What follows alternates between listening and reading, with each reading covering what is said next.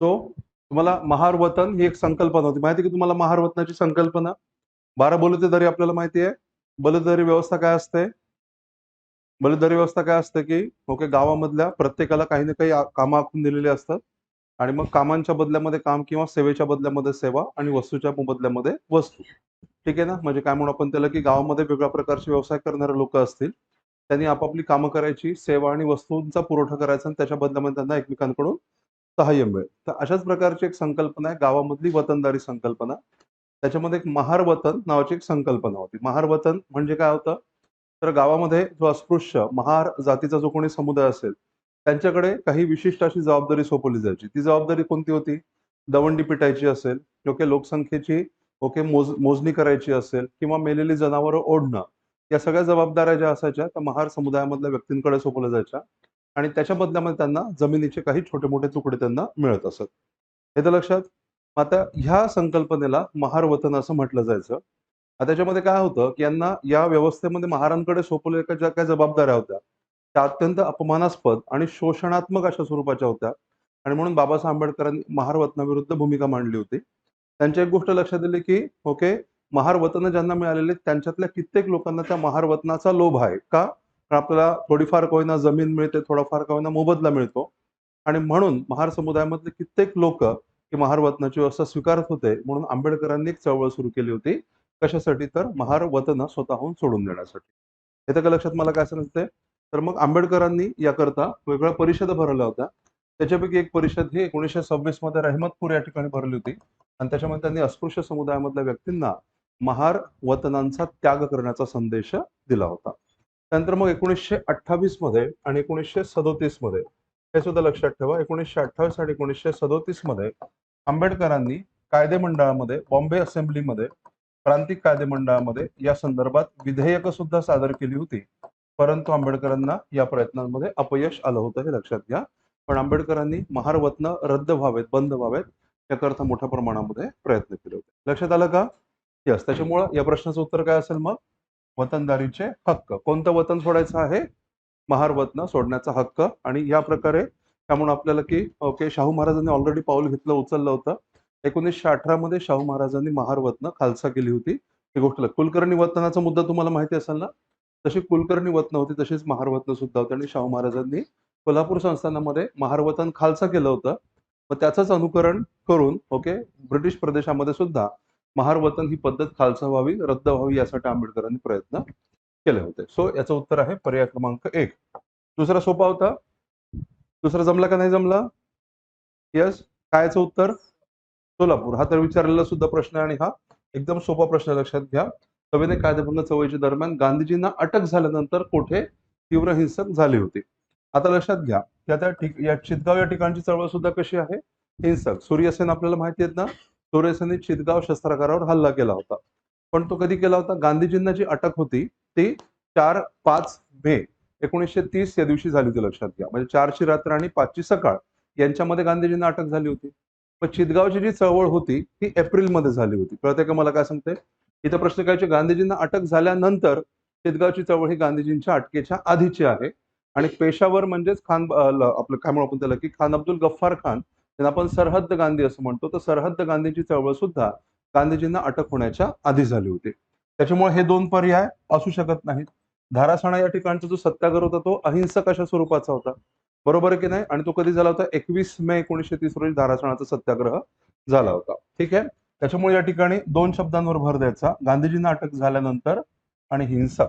Okay, या दोन गोष्टींना ठीक आहे. तुम्हाला माहिती आहे कारण हा प्रश्न ऑलरेडी विचारलेला आहे. पण समजा एखाद्याला माहित नाहीये आणि त्याला उत्तरापर्यंत पोहोचायचं तर मग कोणत्या शब्दांवर भर द्यायचा असो प्रश्न वाचताना ही गोष्ट लक्षात घ्या. ओके, गांधीजींना अटक झाल्यानंतरची ही घटना आहे आणि चळवळ कशा स्वरूपाची आहे? हिंसक स्वरूपाची आहे. हे दोन क्रायटेरिया कशामध्ये बसतात? हे दोन क्रायटेरिया सोलापूर या चळवळीच्या संदर्भात बसतात लक्षात घ्या. 4 मेला गांधीजींना अटक झाली होती आणि त्याच्यानंतर लगेचच सोलापूरच्या कामगारांनी ओके संपाचं हत्यार उपसलं होतं लक्षात घ्या. आणि मग कामगारांनी संप केला आणि त्याच वेळेला त्या ठिकाणी एक कायदेभंगाची चळवळ सुरू झाली होती. कायदेभंगाची चळवळ कशा स्वरूपाची होती? तर त्या ठिकाणी शिंदीची झाडं होती. तर शिंदीची झाडं तोडणं आणि सोलापूरच्या नगरपालिकेवर त्यांनी काँग्रेसचा झेंडा फडकावला होता. तर ह्या स्वरूपामध्ये सत्याग्रह केला होता. ठीक आहे. शिंदीची झाडं तोडणे आणि त्या ठिकाणी काँग्रेसचा झेंडा फडकावणे या स्वरूपामध्ये सोलापूरमध्ये सत्याग्रह आणि कामगारांनी संप केले होते, संघर्ष केले होते. ब्रिटिशांनी ही चळवळ दडपली आणि मग 4 कामगार देताना त्यांनी ओके त्यासाठी दोषी ठरवून त्यांना फाशी दिलं होतं. त्या 4 कामगारांनी त्यांची नावं सांगता येतील का तुम्हाला? हा प्रश्न सुद्धा एक्झाममध्ये विचारलेला आहे. अब्दुल रसूल, कुर्बान हुसेन, जगन्नाथ सारडा का जगन्नाथ शिंदे, श्रीकृष्ण सारडा आणि मल्लप्पा धनशेट्टी. तर याच्यावर ऑलरेडी प्रश्न विचारण्यात आलेला आहे. चालेल का? येस. तर हा प्रश्न हा पॉइंट महत्वाचा आहे. याच्यावर जरा वाचून घ्या. त्यानंतर मग डॉक्टर बाबासाहेब आंबेडकरांनी सुरू केलेल्या वृत्तपत्रांचा योग्य तो क्रम ओळखायला सांगितलेला आहे. ऑब्व्हियसली पहिलं कोणतं वृत्तपत्र आहे? पहिलं तर मूकनायक आहे, त्याची डाऊटच नाहीये. लिहून घ्या. मूकनायक 31 जानेवारी 1920. मूकनायकची सुरुवात 31 जानेवारी 1920 मध्ये झाली होती. बहिष्कृत भारत 3 एप्रिल 1927. बहिष्कृत भारत 3 एप्रिल 1927.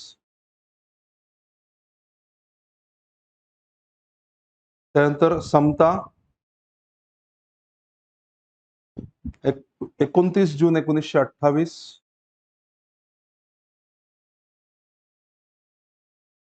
जनता 24 नोव्हेंबर 1930. जनता 24 नोव्हेंबर 1930 आणि प्रबुद्ध भारत 4 फेब्रुवारी 1956. प्रबुद्ध भारत 4 फेब्रुवारी 1956. मग पर्याय काय असेल याच्या उत्तराचा? पर्याय क्रमांक 3. Very good. ओके, हा जमला असेल तुम्हाला? जमलाय? ओके, सोपा होता हा प्रश्न. नंतर फेर नाफेरवादाने समझोता घडून आणण्याचं काम खालीलपैकी कोणी केलं होतं? आपला या टेस्टचा विषय काय होता? समाज सुधारक आणि गांधीजींची चळवळ. याच्यावरचे आपले क्वेश्चन्स आहेत. बरोबर आहे की नाही? ठीक आहे, तर हे गोष्ट समजून घ्या. आपण टेस्टचं जे शेड्यूल तयार केलेलं आहे त्याच्यानुसार आपण मागच्या टेस्टमध्ये समाज सुधारणा चळवळींवरचे क्वेश्चन्स आपण कव्हर केले. ब्राह्मो समाज, प्रार्थना समाज, थिओसॉफिकल सोसायटी वगैरे वगैरे. आजच्या टेस्टचा विषय काय आहे? आजच्या टेस्टचा टॉपिक आहे ते म्हणजे समाज सुधारक, स्पेसिफिकली समाज सुधारक आणि गांधी काळातील चळवळी, गांधी युगातील चळवळी. त्याच्यामुळे हे समजून घ्या की ह्या टेस्ट मधले जे टॉपिक्स आहेत त्याच्यानुसार हे क्वेश्चन्स तयार केले. ठीक आहे का? यस. तर मग क्वेश्चन आहे फेर नाफेरवाद्यांमध्ये समझोता घडून आणण्याचं काम कोणी केलं होतं? काय लिहिलं याचं उत्तर? यस. एबीसीडी मधला 1 2 3 4 मधलं अॅनी बेझंट आहेत का? अलेक्झांडर मुडीमन आहेत? मदन मोहन मालवीय आहेत? याचं उत्तर आहे महात्मा गांधी आणि त्याच्यामुळे वरील पैकी नाही हे याचं उत्तर लक्षात घ्या. फेर आणि नाफेरवाद्यांमधला समझोता हा गांधीजींनी घडवून आणला होता. गांधी स्वतः नाफेरवाद्यांच्या गटामध्ये होते. फेरवादी नाफेरवादी काय माहिती का तुम्हाला? असहकार चळवळ झाली होती, बरोबर आहे. असहकार चळवळीमध्ये ब्रिटिशांसोबत असहकार्य करायचं. ओके, आणि असहकार करण्यासाठी काय करायचंय? शाळांवर बहिष्कार टाकायचा, न्यायालयांवर बहिष्कार टाकायचा, विदेशी कपड्यांवर बहिष्कार टाकायचा, विदेशी वस्तूंवर बहिष्कार टाकायचा आणि रस्त्यावर उतरून चळवळ करायची. बरोबर आहे? एकदम ब्रीफ मध्ये सांगतोय, काळजीपूर्वक ऐका. चौरी चौऱ्यानंतर काय झालं? असहकार चळवळ थांबली. असहकार चळवळ थांबली म्हणजे असहकार्यासाठी आम्ही ज्या गोष्टी करतो त्याही थांबल्या की नाही आता? म्हणजे रस्त्यावर उतरून चळवळ करायची थांबली. आता रस्त्यावर उतरून आम्ही चळवळ करायचं थांबलेलं आहे. पण आमचं स्वराज्याचं उद्दिष्ट अजून मिळालेलं आहे का आम्हाला? नाही. म्हणजे स्वराज्यासाठी प्रयत्न तर करावे लागतील का नाही? पण मग चळवळ थांबली तर मग प्रयत्न कसे करायचे? हा प्रश्न निर्माण झाला होता. आणि म्हणून काँग्रेसमध्ये एक गट निर्माण झाला होता. त्यांना म्हणतात फेरवादी. त्या फेरवाद्यांचं म्हणणं काय होतं, की ठीक आहे, रस्त्यावरची चळवळ संपली म्हणून काय झालं? आपण आता काय करूयात? आपण निवडणुकांमध्ये भाग घेऊ आणि निवडणुकांमध्ये जाऊन आतमध्ये जाऊन सरकारला विरोध करू, सरकारसोबत असहकार्य करू. म्हणजे सरकारने एखादं विधेयक मांडलं तर त्याला त्या विधेयकाला पाडून टाकायचं आणि सरकार विरोधी विधेयकं संमत करून घ्यायची. येतं लक्षात? म्हणजे आपल्याला काय करायचंय? असहकारच करायचा आहे. इतके दिवस आपण बाहेरून करत होतो, आता आतून सहकार्य करायचं. ठीक आहे? आता असहकार चळवळीमध्ये कार्यक्रम कोणता होता? निवडणुकांवर बहिष्कार टाकायचा. पण मग आता तुम्ही निवडणुकांवर बहिष्कार टाकला तर आतमध्ये जाऊ शकाल का? नाही. म्हणून फेरवाद्यांचं म्हणणं काय होतं, की आपण निवडणुकांवरचा बहिष्कार हा कार्यक्रम बाजूला ठेवायचा, निवडणुकांमध्ये भाग घ्यायचा आणि आतमध्ये जाऊन ब्रिटिश सरकारला विरोध करायचा. तर मग एका गटाचं म्हणणं होतं, नाही, आपण असहकार करायचं तर पूर्ण असहकार करायचा. त्याच्यामुळे निवडणुकांवर बहिष्कार चालू राहायला पाहिजे. एकाचं म्हणणं होतं निवडणुकांवरचा बहिष्कार रद्द केला पाहिजे. या मुद्द्यावरून काँग्रेसमध्ये 2 गट पडले. ज्यांचं म्हणणं होतं निवडणुकांवरचा बहिष्कार रद्द करून आतमध्ये गेलं पाहिजे, ते होते फेरवादी आणि ज्यांचं म्हणणं होतं की निवडणुकांवरचा बहिष्कार चालूच ठेवला पाहिजे, ते होते नाफेरवादी. तर फेरवाद्यांमध्ये मोतीलाल नेहरू, चित्तरंजन दास, त्याच्यानंतर मग मदन मोहन मालवीय, लाला लजपत राय, त्यानंतर आपले माधव श्रीहरी अणे, मुकुंदराव जयकर, नची केळकर, मुंजे या लोकांचा समावेश जो होता तो फेरवाद्यांमध्ये होता. एकदा फेरवाद्यांची यादी लिहून घ्या. फेरवादी. फेरवादी. मी फक्त ब्रीफमध्ये सांगतो. फेरवादी एम नेहरू म्हणजे मोतीलाल नेहरू. फेरवादी एम नेहरू, ओके. त्याच्यानंतर मग CR दास, चित्तरंजन दास फेरवादी होते. मोतीलाल नेहरू, चित्तरंजन दास. त्यानंतर सुभाष बोस, एस बोस, मदन मोहन मालवीय, लाला लजपत राय, लाला लजपत राय.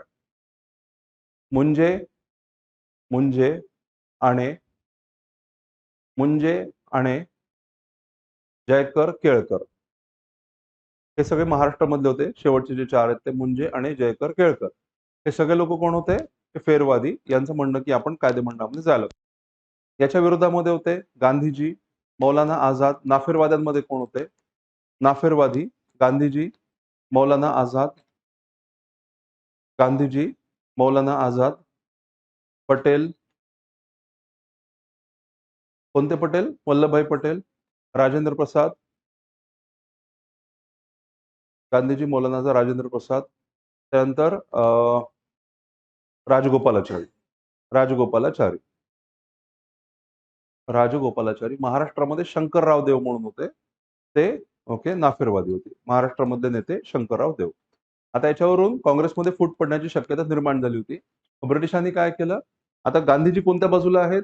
नाफेरवाद्यांच्या बाजूला आहेत. मग जोपर्यंत गांधीजी तुरुंगाबाहेर होते तोपर्यंत नाफेरवाद्याची बाजू मजबूत होते की नाही? म्हणून सरकारने काय केलं? राजद्रोहाचा खटला भरला आणि गांधीजींना तुरुंगात टाकलं. आणि त्याच्यामुळे फेरवाद्यांचा वर्चस्व वाढला आणि फेरवादी कायदेमंडळात सरकारला खूप जास्त विरोध करायला लागले. म्हणून आता सरकारला फेरवाद्यांची भीती वाटायला लागली आणि म्हणून नाफेरवाद्यांचे हात बळकट करण्यासाठी सरकारने गांधीजींची सुटका केली 1924 मध्ये. कळालं का मला काय सांगायचं ते? तर मग नाफेरवाद्यांची बाजू मजबूत व्हावी याकरता सरकारने गांधीजींची सुटका केली आणि त्या सरकारची अपेक्षा काय? गांधीजी सुटलेत, फेर नाफेर आपापसामध्ये भांडतील आणि काँग्रेस कमकुवत होईल. पण गांधीजींना माहित होतं युतीचं महत्व, ऐक्याचं महत्व त्यांना माहिती होतं आणि म्हणून गांधीजींनी भांडण बाजूला ठेवून फेर नाफेरवाद्यांना एकत्र आणण्यामध्ये महत्वाची भूमिका बजावली होती.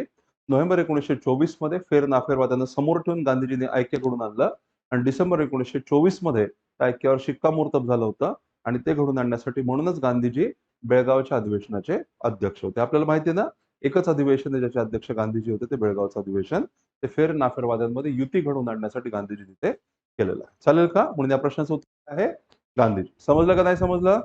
चला जाऊयात पुढच्या प्रश्नाकडे. चलो ओके. जातीय निवडीनुसार हा जमलाय का क्वेश्चन? त्याचं उत्तर काय केलेलं आहे? जातीय निवडीनुसार अस्पृश्यांना 20 वर्षांकरता स्वतंत्र मतदारसंघ दिले गेले. पुणे करारानुसार दिलेल्या प्रतिनिधित्वाची म्हणजे कुणाला? अस्पृश्यांना दिलेल्या प्रतिनिधित्वाची मुदत ही 5 वर्षांची होती. हे वाक्य बरोबर आहेत का? स्पेसिफिक आता ही वाक्य. हे दोन्ही वाक्य बरोबर आहेत, लक्षात घ्या. जातीय निवाड्याने ओके 20 वर्षांकरता, हे तर माहिती आहे तुम्हाला, स्वतंत्र मतदारसंघ दिले होते जातीय निवाड्याने. त्याला आपण मॅकडोनाल्ड्स अवॉर्ड म्हणतो, कम्युनल अवॉर्ड असं म्हणतो. अस्पृश्यांना स्वतंत्र मतदारसंघाची तरतूद ही जातीय निवाड्याने करण्यात आली होती. आता तुमच्यासाठी नवीन गोष्ट कोणती आहे? 20 वर्षांकरता. तर येस बरोबर आहे. जातीय निवाड्याने 20 वर्षांकरता अस्पृश्यांना स्वतंत्र मतदारसंघ दिले होते. मग हे गांधीजींना मान्य होतं का? गांधीजींना हे मान्य नसल्यामुळे गांधीजींनी काय केलं? आमरण उपोषण सुरू केलं.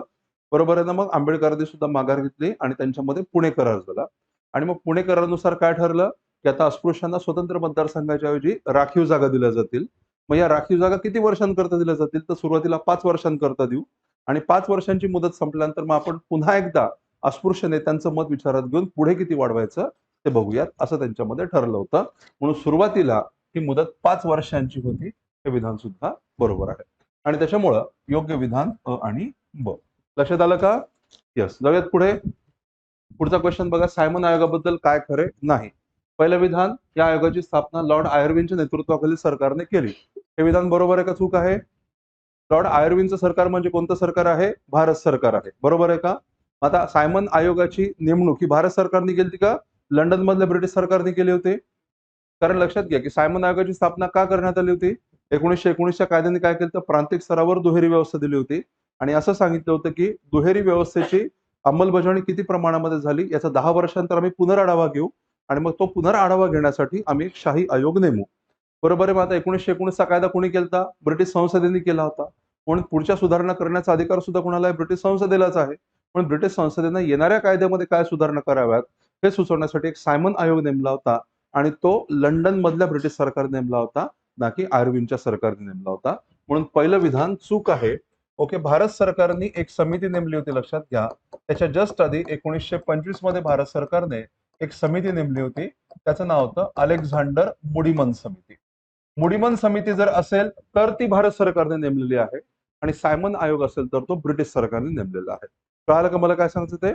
अलेक्झांडर मुडीमन समिती ही, ओके लक्षात घ्या, अलेक्झांडर मुडीमन समिती ही भारत शासनाने नेमली होती, परंतु सायमन आयोग हा लंडन मधल्या ब्रिटिश शासनाने नेमलेला आहे. म्हणून पहिलं विधान चूक आहे. सायमन आयोगाच्या सर्व शिफारसी 1935च्या भारत विषयक कायद्यामध्ये समाविष्ट करण्यात आल्या होत्या. हे विधान बरोबर आहे का चूक आहे? तर हे विधान सुद्धा चूक आहे, कारण सायमन आयोगाने केंद्रीय स्तरावर स्वायत्तता नको असं सांगितलेलं असून सुद्धा 1935च्या कायद्याने केंद्रीय स्तरावर दुहेरी व्यवस्था लागू केली होती. याचाच अर्थ सायमन आयोगाच्या सर्व शिफारशी स्वीकारण्यात आलेल्या नव्हत्या. दोन्ही विधानं चूक आहेत, म्हणून दोन्ही पर्याय क्रमांक 3 हे त्याचं उत्तर आहे. चला पुढचा क्वेश्चन. महाराष्ट्रातील मुलींची पहिली माध्यमिक शाळा कोणी सुरू केली? याचा सोपा होता हा प्रश्न. माहिती नसतं तर तुम्ही उत्तर लिहिलं असेल. काय टाकल्याचं उत्तर? पर्याय क्रमांक 4 बरोबर आहे. महादेव गोविंद रानडे आणि राघव भांडारकर यांनी 1884 मध्ये ओके पुण्यामध्ये हुजूरपागा शाळा सुरू केली होती. हुजूरपागा शाळा आज सुद्धा ही अस्तित्वात आहे. हुजूरपागा शाळा बाजीराव रोडवर शाळा आहे, लक्षात घ्या. ओके, हुजूरपागा शाळा ही रानडे आणि भांडारकर यांनी सुरू केली होती. किस्सा असा आहे की वेडरबर्न हे नाव ऐकलंय का तुम्ही? काँग्रेसचे अध्यक्ष होते विल्यम वेडरबर्न. त्या विल्यम वेडरबर्न यांनी 1884 मध्ये रानड्यांना पत्र लिहिलं होतं आणि पत्रामध्ये त्यांनी असं सांगितलं की महाराष्ट्रामध्ये मुलींच्या प्राथमिक शिक्षणासाठी भरपूर प्रयत्न झाले. ज्योतिबांपासून ख्रिस्ती मिशनऱ्यांनी खूप सारे प्रयत्न केले, परंतु मुलींच्या माध्यमिक शिक्षणासाठी आणि व्यवसाय उपयोगी शिक्षणासाठी काहीही प्रयत्न होत नाही. त्याच्यासाठी तुम्ही काय करताय असा प्रश्न वेडरबर्नने विचारला होता. वेडरबर्ननी पैसे देखील देण्याची तयारी दाखवली आणि म्हणून वेडरबर्नच्या अध्यक्षतेखाली हुजूरपागा या ठिकाणी भव्य सभा भरली आणि त्या सभेमध्ये या शाळेची सुरुवात करण्यात आली होती. हुजूरपागीची शाळा ही अत्यंत प्रसिद्ध आहे. चालेल का? यस. आपल्याला ओके धोंडोकेश्वर कर्वे यांच्या द्वितीय पत्नी माहिती आहेत आपल्याला, आनंदीबाई तथा बाया कर्वे.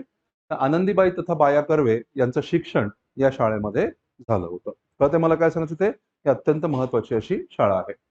पुढे 1908 साली महर्षी कर्वे यांनी निष्काम कर्ममठ या संस्थेची स्थापना कोणत्या हेतूने केली होती? काय लिहिल्याचं उत्तर?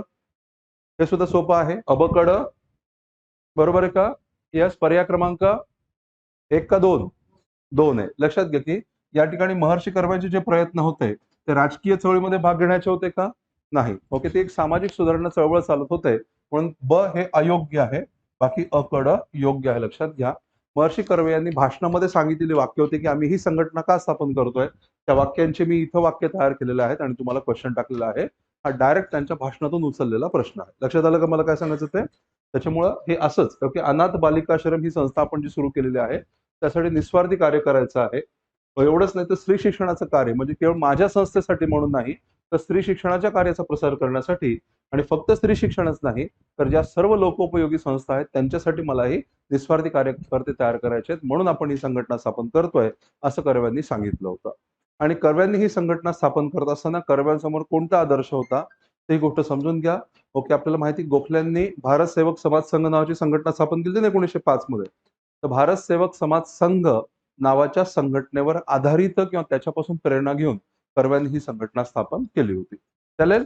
निष्काम कर्ममठ ही संस्था पुण्यामध्ये कार्यरत होती, पण ही गोष्ट सुद्धा समजून घ्या या संस्थेची स्थापना मुंबईतल्या सेवा सदन या ठिकाणी झाली होती. हे सुद्धा वाक्य तुम्हाला लक्षात ठेवायचं आहे. चालेल का? निष्काम कर्ममठ पुण्यामध्येच होती, परंतु स्थापना कुठे झालेली आहे? मुंबईमधल्या सेवा सदन या ठिकाणी झाली होती. ओके, स्थापना मुंबईतील सेवा सदन. जाऊ मी पुढे. चला. ओके. आधुनिक महाराष्ट्राचे पहिले भाषाप्रभू, पहिले शब्दशिल्पी आणि पहिले शैलीकार असं वर्णन कोणाचं करण्यात आलेलं आहे? याचं उत्तर जमलं का? दादोबा पांडुरंग तरखडकर. कोणी कोणी लिहिलेलं आहे दादोबा पांडुरंग तरखडकर? सगळ्यांनी लिहिलं, जवळपास सगळ्यांनी लिहिलं असेल. ओके, लक्षात घ्या की कृष्णशास्त्री चिपळूणकर हे महाराष्ट्राचे पहिले भाषाप्रभू, पहिले शब्दशिल्पी आणि पहिले शैलीकार आहेत असं वर्णन ग. माडखोलकर यांनी केलेलं आहे. ठीक आहे, हे डायरेक्ट वाक्य लक्षात घ्या. आणि कृष्णशास्त्री चिपळूणकर यांच्यावर एक्झाम मध्ये सातत्याने क्वेश्चन विचारले जात आहेत, त्याच्यामुळे त्यांच्याबद्दल जेवढं वाचून घेता येईल तेवढं वाचून घ्या. चालेल का? ओके, मी पुन्हा पुन्हा सांगतो, मी तुम्हाला जे क्वेश्चन टाकले ते डायरेक्टली विचारलं नाहीत कदाचित, पण जो टॉपिक ज्या पॉईंटवर मी क्वेश्चन काढले ते पॉईंट डेफिनेटली येतील एक्झाम मध्ये, कारण हे करत असताना मी खूप पेपर्स अनालिसिस केलेले आहे, त्याच्यातून हे ट्रेंड लक्षात येतात. लक्षात घ्या, कृष्णशास्त्री चिपळूणकरांवर सातत्याने आपल्या कंबाईनच्या एक्झाम मध्ये क्वेश्चन्स आहेत. कळते मला काय सांगते? त्याच्यामुळे कृष्णशास्त्री चिपळूणकरांचा टॉपिक व्यवस्थितपणे करा. त्यांनी काय काय केलं होतं, त्यांनी कोणती पुस्तकं लिहिली होती, जसं अर्थशास्त्र नावाचा शब्द त्यांनी पहिल्यांदा वापरला होता वगैरे वगैरे. किंवा ओके, बाल बृहस्पती कुणाला म्हटलं जातं, तर कृष्णशास्त्री चिपळूणकर यांना बृहस्पती म्हटलं जातं, तर बाळशास्त्री जांभेकर यांना बाल बृहस्पती म्हटलं जातं. बृहस्पती कुणाला म्हटलं जातं हा मागच्या वर्षी विचारलेला प्रश्न आहे. कळते मला काय सांगितलंय? अर्थशास्त्र शब्द कोणी सुरू केला हा त्यांनी विचारलेला प्रश्न आहे. विचार लहरी कोणी सुरू केलं हा प्रश्न एमपीएससी विचारलेला आहे. सो कृष्णशास्त्री चिपळूणकर एक महत्वाचं व्यक्तिमत्व आपल्यासाठी आहे. पुढीलपैकी कोणत्या संस्था किंवा संघटना वासुदेव बळवंत फडके यांनी स्थापन केल्या? आता ड असेल का सांगा मला? ड असेल का? हुजूर पागा शाळा कधी स्थापन झाली होती? 1884. त्याला वासुदेव बळवंत फडके होते का? नव्हते. आणि ती रानडे आणि भांडारकरांनी सुरू केली. त्याच्यामुळे हुजूर पागा शाळा याच ठिकाणी मायनस झाली, लक्षात घ्या. तर अ, ब, क या तिन्ही संस्था वासुदेव बळवंत फडके यांनी सुरू केल्या होत्या. पुन्हा नेटिव्ह इन्स्टिट्यूट नावाची जी संस्था आहे ती त्यांनी 1860 मध्ये सुरू केली. 1860. आणि उत्थान सेना ही त्यांनी क्रांतिकारी संघटना उभी केली होती 1879 मध्ये. ऐक्यवर्धिनी सभा याचं काही वर्ष असं नाही आहे. पण या तिन्ही संस्था ओके, किंवा ही एक त्यांनी संघटना स्थापन केली ती उठावामध्ये लीड करण्यासाठी आणि शिक्षणाला प्रोत्साहन देण्यासाठी त्यांनी 1860 मध्ये पुणे नेटिव्ह इन्स्टिट्यूट स्थापन केलं होतं. हीच संस्था आज महाराष्ट्र एज्युकेशन सोसायटी म्हणून ओळखली जाते. पुण्यामध्ये अत्यंत प्रसिद्ध संस्था आहे. सो अ, ब, क ह्याचं उत्तर आहे. जाऊयात पुढे. ठीक आहे, चला पुढे. 1951 मध्ये खालीलपैकी कुठून भूदान चळवळीला सुरुवात झाली होती? जमलं का हा प्रश्न? यस. ओके, कुठून सुरू झालेली आहे? पोचमपल्ली. ठीक आहे, पोचमपल्ली या ठिकाणी भूदान चळवळीला सुरुवात झाली होती. नालगोंडा जिल्ह्यामध्ये, लक्षात घ्या की नालगोंडा जिल्ह्यामध्ये पोचमपल्ली नावाचं ठिकाण आहे.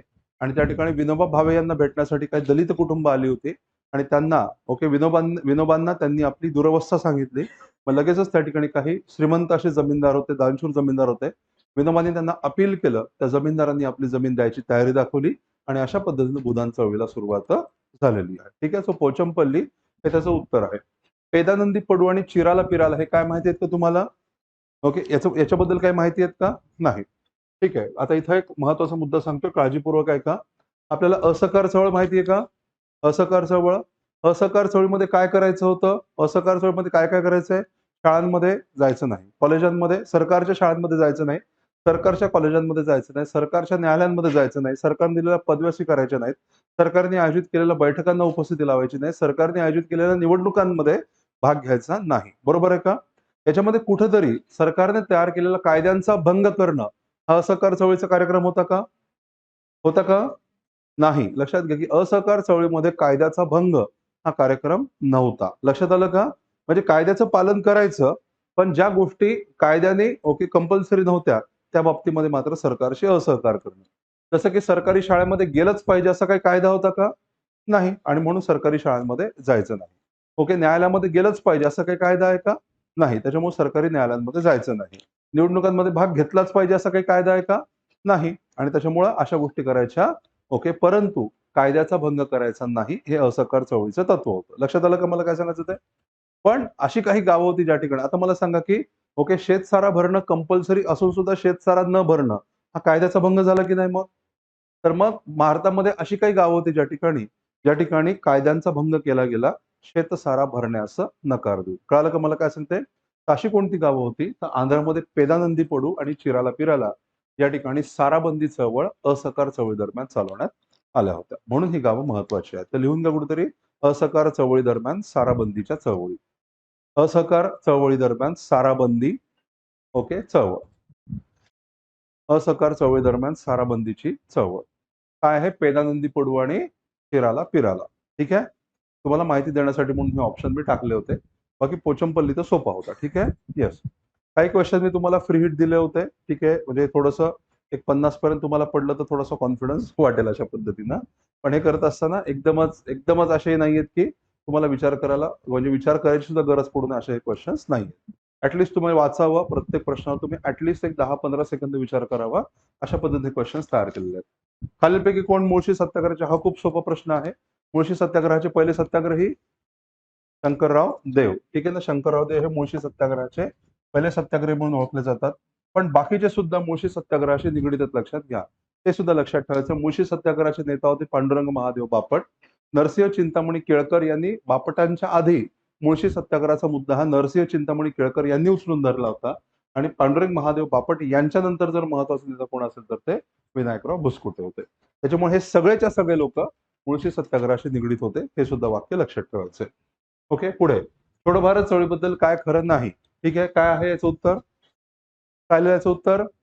पर्याय क्रमांक 1, 2, 3, 4 मधला. तर बघा, मुंबई हे या चळवळीचं मुख्य केंद्र होतं का? तर डेफिनेटली मुंबई हे या चळवळीचं मुख्य केंद्र होतं. आपल्याला माहिती आहे की गवालिया टँक मैदानावर हे ओके, गांधीजींनी जेव्हा छोडो भारतचं भाषण केलं होतं, लगेच सगळ्यांनी त्यांना अटक केली गेली. त्याच्यामुळे ही चळवळ नेतृत्वहीन अशा प्रकारे झाली होती. आणि त्याला एक काँग्रेस समाजवादी पक्ष, आपल्याला माहिती आहे, काँग्रेस समाजवादी पक्षाच्या नेत्यांनी मग भूमिगत राहून पुढची सगळी चळवळ चालली होती, लक्षात घ्या. मग ह्या सगळ्या लोकांनी मुंबईला आपला केंद्र बनवून ओके, या ठिकाणी संपूर्ण देशामधल्या चळवळीचं नेतृत्व केलेलं आहे. म्हणजे संपूर्ण देशामध्ये कुठं काय व्हावं याच्याबद्दलच्या सगळ्या सूचना या कुठून दिल्या जात असत? मुंबईमधून दिल्या जात असत, लक्षात घ्या. आणि म्हणून या चळवळीचं हेडक्वार्टर हे मुंबई होतं. हे वाक्य पूर्णपणे बरोबर आहे आणि मुंबईपासूनच चळवळीला सुरुवात झाली होती. त्याच्यामुळे दुसरं विधान बरोबर आहे. मुस्लिम लीगनं चळवळीपासून दूर राहण्याचा निर्णय घेतला, हे विधान सुद्धा बरोबर आहे, लक्षात घ्या. कारण का मुस्लिम लीगच्या लक्षात आलं की भारत जर ओके ब्रिटिशांनी या चळवळीच्या परिणामी भारत सोडला, तर मग मुस्लिम लीगचं राजकीय भवितव्य धोक्यामध्ये आलं असतं. मुस्लिम लीगला भारताची फाळणी हवी होती, त्यांना स्वतंत्र पाकिस्तान हवा होता. पण जोपर्यंत त्याची स्वतंत्र पाकिस्तानची मागणी मान्य होत नाही, तोपर्यंत कुठल्याही चळवळीशी सहकार्य न करणं ही त्यांची भूमिका होती. आणि त्याच्या मुस्लिम लीग या चळवळीपासून दूर राहिली होती. त्याच्यामुळे ब आणि क हे बरोबर आहेत. आता अ बद्दल काय सांगा मला? अ हे विधान बरोबर आहे का चूक आहे? अ हे विधान बरोबर आहे का चूक आहे? तर इथं बघा, झालं काय होतं, आता या दुसऱ्या महायुद्धादरम्यान ब्रिटन आणि रशिया एकत्र होते का एकमेकांच्या विरोधामध्ये होते? दुसऱ्या महायुद्धादरम्यान ब्रिटन आणि रशिया हे मित्र राष्ट्र होते, लक्षात घ्या. कळतं का मला काय सांगतंय? आणि रशिया हा साम्यवादी देश होता. म्हणून भारतामधल्या साम्यवादी पक्षाच्या लोकांनी असा विचार केला, की जर रशिया ब्रिटनचा मित्र असेल, तर आपण देशामध्ये ब्रिटनच्या विरोधात चळवळ कशी करायची? आणि म्हणून साम्यवादी पक्षाने ओके छोडो भारत चळवळीमध्ये भाग घेतलेला नव्हता. कळतंय मला काय सांगते? तर साम्यवादी पक्ष हा छोडो भारत चळवळीपासून दूर होता, लक्षात घ्या. त्यांनी सहकार्य केलेलं नव्हतं. का? कारण दुसऱ्या महायुद्धामध्ये ब्रिटन आणि रशिया यांची युती होती. म्हणून पहिलं विधान चूक आहे. उत्तर अ आहे, हे लक्षात घ्या. चालतंय का? येस, जाऊयात पुढे. ओके, 1920 सालच्या राष्ट्रसभेच्या नागपूर अधिवेशनात कोणी तयार केलेली योजना काँग्रेसची घटना म्हणून स्वीकारली गेलेली आहे? याचं उत्तर काय लिहिलंय? मोतीलाल नेहरू लिहिलंय. मोतीलाल नेहरू कोणी कोणी लिहिलंय? बरोबर आहे ना? मोतीलाल नेहरूंची योजना कधी तयार झाली होती? नेहरू योजना 1928 ची. तुम्हाला काय वाटलं असेल? प्रिंट मिस्टेक झाली, बरोबर आहे का? प्रिंट मिस्टेक होत नसतात, लक्षात घ्या. ठीक आहे ना? इथे 1920 बरोबर आहे. बरं, 1920 तुम्हाला प्रिंट मिस्टेक वाटली तर मुद्दाम इथं नागपूर सुद्धा दिलेलं आहे. बरोबर आहे की नाही? त्याच्यामुळे प्रिंट मिस्टेक असाचा सवालच पैदा होत नाही.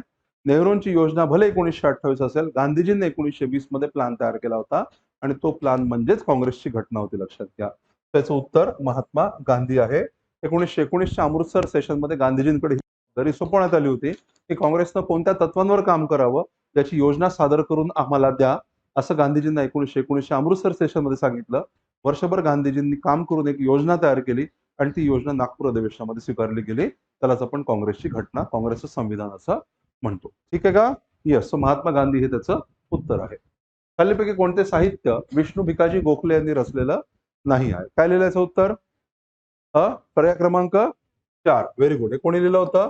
या पुस्तकाचे लेखक आहेत रेव्हरंड जॉर्ज बोएन. हे या पुस्तकाचे लेखक आहेत. त्याच्यावर ऑलरेडी एक्झाम मध्ये प्रश्न विचारलेला आहे. रेव्हरंड जॉर्ज बोएन नावाचे व्यक्ती या पुस्तकाचे लेखक आहेत.